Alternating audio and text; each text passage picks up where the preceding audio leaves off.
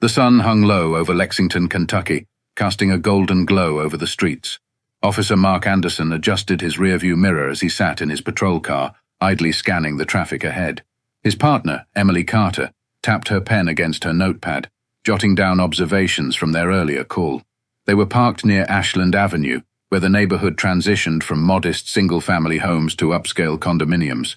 That's when Mark's eyes locked on a sleek black vehicle cruising past them. The driver, an African-American woman dressed in a tailored navy blue suit, had her hair neatly styled, her posture upright and poised. Something about the way she carried herself seemed to irritate Mark.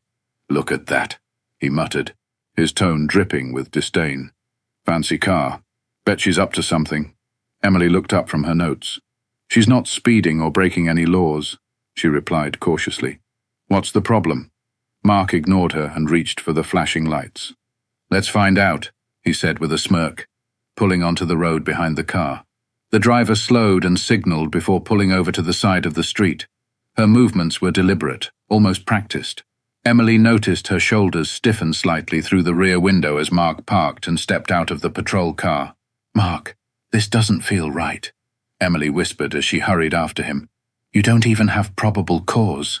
"Stay back, rookie," Mark snapped, his hand brushing against his holster.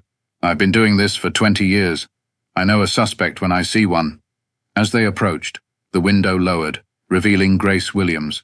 Her expression was calm but wary, her dark eyes assessing the two officers with quiet determination. "Good evening, officers," Grace said evenly. "Is there a problem?" Mark leaned in, his shadow falling across the interior of her car. "License and registration," he barked, ignoring her question. Grace's hands moved carefully to retrieve her documents, placing them on the dashboard before sliding them over.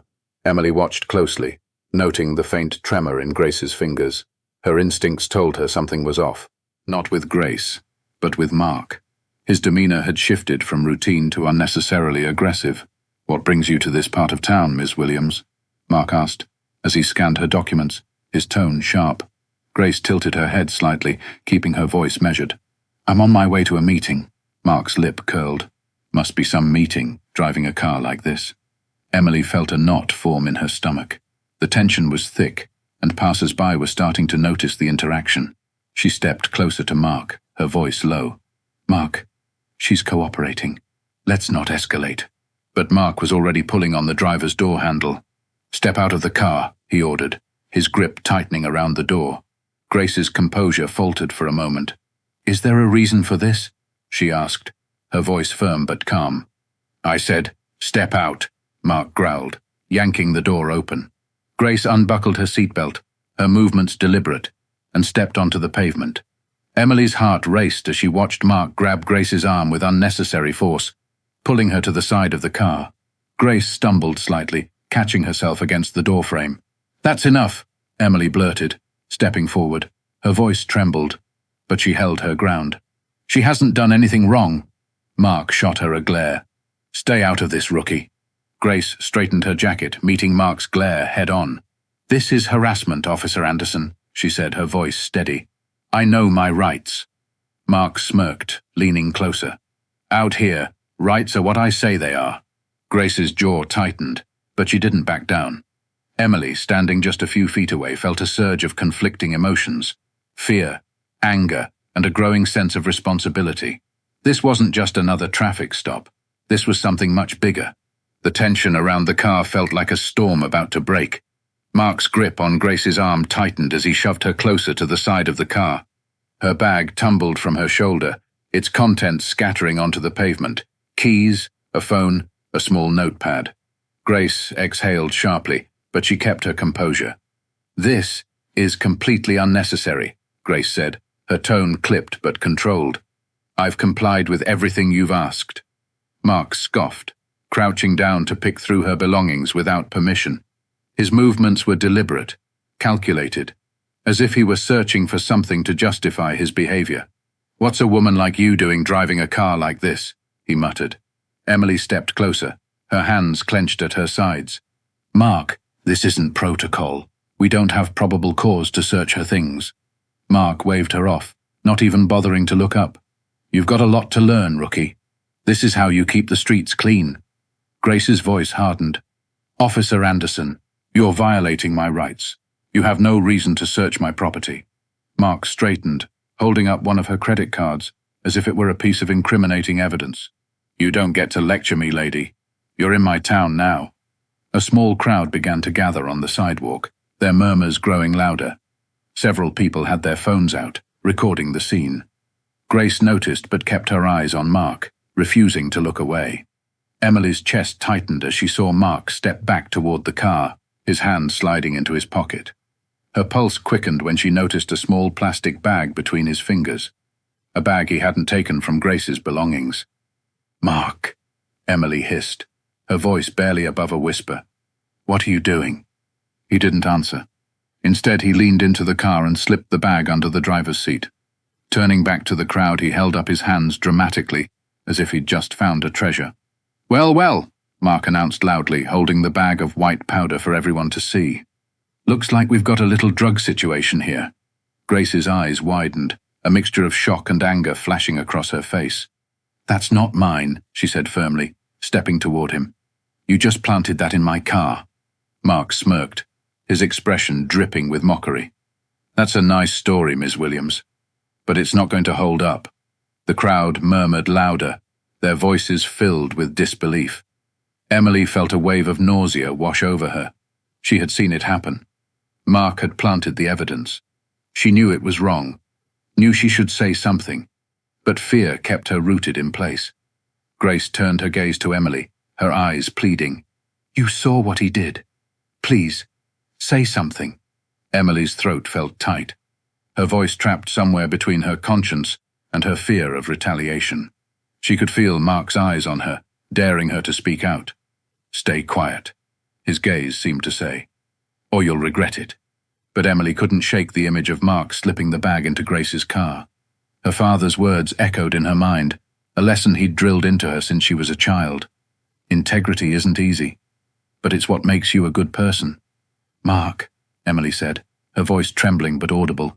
"This isn't right." Mark rounded on her, his face dark with anger. "You don't know what you're talking about. Keep your mouth shut." Grace stood tall, her voice steady despite the anger coursing through her. "You can't intimidate your way out of this.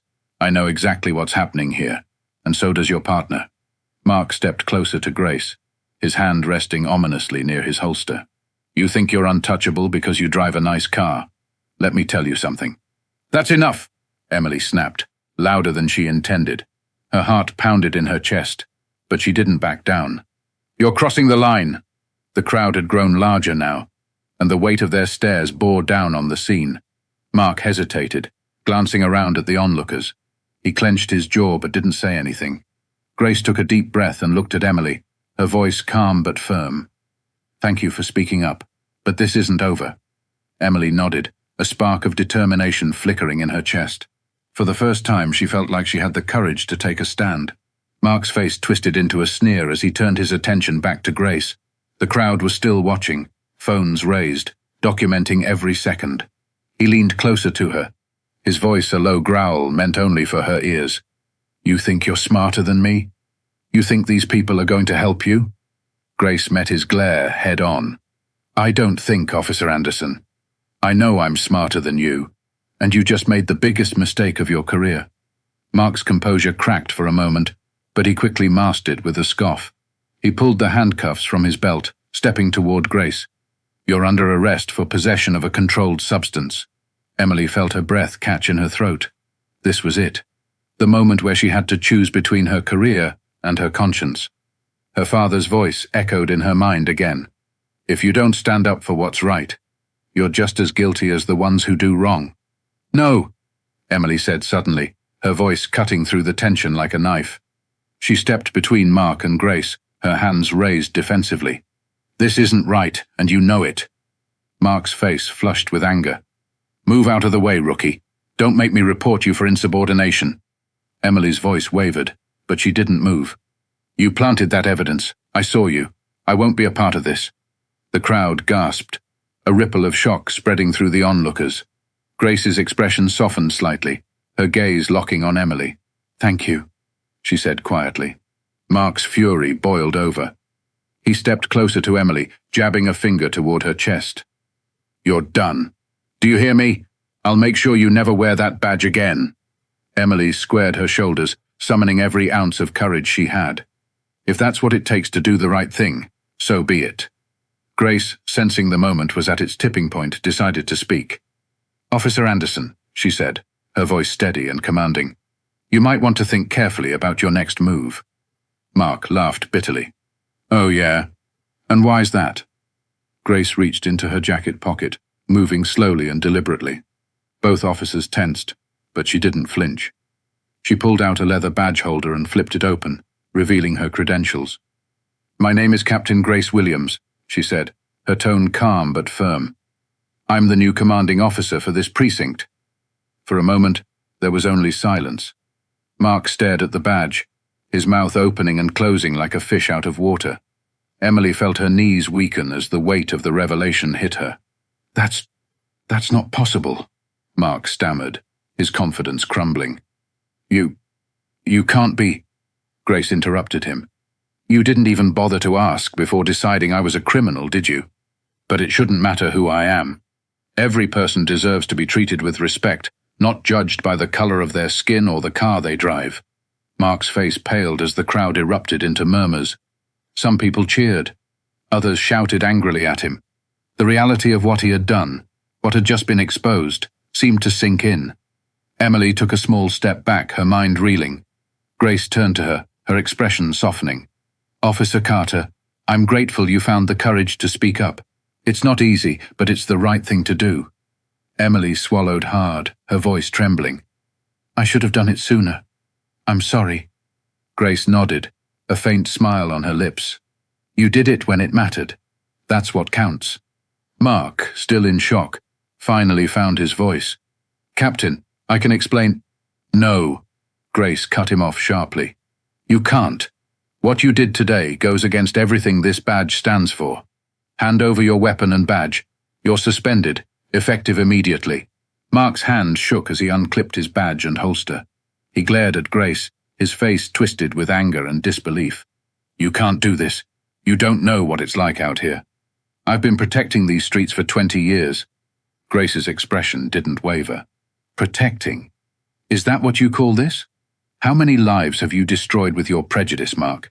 How many people have you framed to feed your ego?" The crowd, now emboldened by Grace's presence, began shouting for justice. A woman in the front yelled, "You're a disgrace to the uniform!" Another added, "We've been dealing with this for years." Emily glanced at the growing crowd, her nerves fraying. This wasn't just about Mark anymore. It was about a system that had let officers like him operate unchecked. Grace stepped forward, her voice carrying a weight that silenced the noise. "This isn't just about me," Grace said, turning to address the crowd. "It's about holding people like him accountable. It's about making sure that no one is above the law, not even the ones sworn to uphold it." Mark's face reddened as he took a step closer to Grace. "You think you're some kind of hero? You don't know what it's like to deal with the real criminals out here. You sit behind a desk while I'm out risking my life." Grace raised an eyebrow, her calm demeanor unwavering. "And you think that justifies planting evidence? Using your authority to intimidate and degrade innocent people? You're not risking your life, Mark. You're ruining others." Emily felt her chest tighten as she watched the exchange. She'd always known there were cracks in the system, but seeing them this close was overwhelming. Grace turned her attention back to Emily, her voice softening. "Officer Carter," Grace said, "I know this isn't easy for you, but speaking up today took courage. Don't lose that." Emily nodded slowly, her voice barely above a whisper. "I won't." Mark, still holding his badge, looked at Grace with a mixture of resentment and desperation. "You're making a mistake, Captain. People like you don't last long in this job." Grace stepped closer, her eyes locking onto his. "People like me? You mean people who believe in justice? Who believe in equality? If that's a mistake, it's one I'll gladly make." The crowd erupted in applause, their voices drowning out Mark's protests. Grace turned to the nearest bystander and said, "Thank you for recording this. Make sure it gets shared." Mark's face twisted in fury. "You're throwing me under the bus for optics. This is all a show." Grace didn't flinch. No, Mark. This is accountability. Something you clearly don't understand. The wail of approaching sirens grew louder, signaling the arrival of backup. Grace stood tall, her presence commanding, as Mark reluctantly handed over his badge and holster. His shoulders slumped, and his bravado crumbled under the weight of what had just happened. Emily watched, a storm of emotions churning inside her. Relief, guilt, and a sense of hope she hadn't felt in years. As another patrol car pulled up, two officers stepped out, their eyes darting between the crowd and the scene in front of them. Grace waved them over, her voice firm and clear. "Officers, escort Mr. Anderson to the precinct. He's suspended pending a full investigation." Mark's face turned a deeper shade of red. "You can't be serious. This is my precinct. My team." Grace didn't even look at him as she replied, "Not anymore." The crowd cheered as the officers reluctantly led Mark away. Some shouted words of support for Grace, while others demanded justice for the countless people Mark had wronged over the years. Grace turned to face the crowd, her voice rising above the noise. "This is just the beginning," she said, her tone resolute. "Today, we're taking a stand against corruption and prejudice. But it doesn't stop here. It's up to all of us to demand accountability and ensure our system works for everyone." The crowd responded with a wave of applause and shouts of agreement. Emily felt a lump in her throat as she realized the magnitude of the moment. This wasn't just about Grace or Mark, it was about the community reclaiming its trust in the people meant to protect them. As the scene began to wind down, Grace approached Emily, her expression softening. "You did the right thing today," she said. "I know it wasn't easy." Emily nodded, her voice barely audible. "I was scared. I didn't know if I'd lose everything." Grace placed a reassuring hand on Emily's shoulder. "You didn't lose anything that matters. Integrity is what defines us, not the badge." Emily blinked back tears, feeling a sense of pride she hadn't felt since she first joined the force. For the first time, she understood what it meant to truly serve and protect. A local news crew arrived, cameras already rolling. Grace took a deep breath, knowing the spotlight was about to shine brighter than ever. She turned to the camera, her voice calm but firm. "What happened here today is a reminder that no one is above the law, not even those sworn to enforce it," she said. "We have a long way to go, but change starts with moments like this." As the crew captured every word, Emily stepped back, letting Grace take the lead. She glanced at the crowd, now dispersing but leaving behind an air of hope and determination. For Emily, this was the beginning of a new chapter, one where she could finally live up to the oath she had taken. For Grace, it was a chance to reshape a broken system from within. And for the community, it was a spark that could ignite a larger movement for justice. The sirens faded into the distance as Mark's patrol car disappeared down the road. Grace and Emily stood side by side, ready to face whatever came next.